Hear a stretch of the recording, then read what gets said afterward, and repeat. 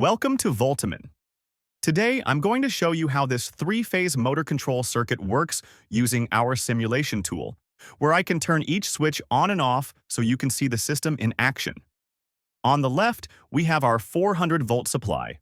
Before anything can run, we must enable the system by switching QA1 on.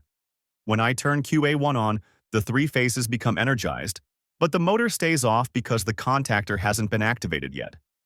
Below QA1 is the main contactor K1, which sends power to the motor when its coil is energized. The coil is controlled on the right side by the start and stop buttons. Now let's look at the control circuit. At the top is S0, the stop button, which is normally closed.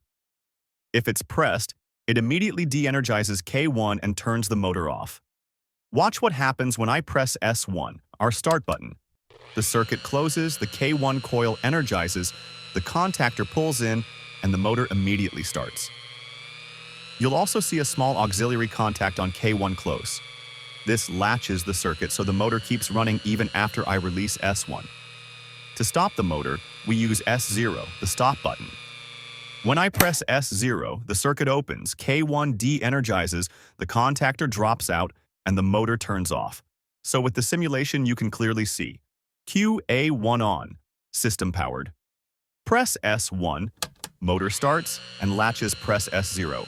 Motor stops, a simple but essential control circuit used in countless industrial machines.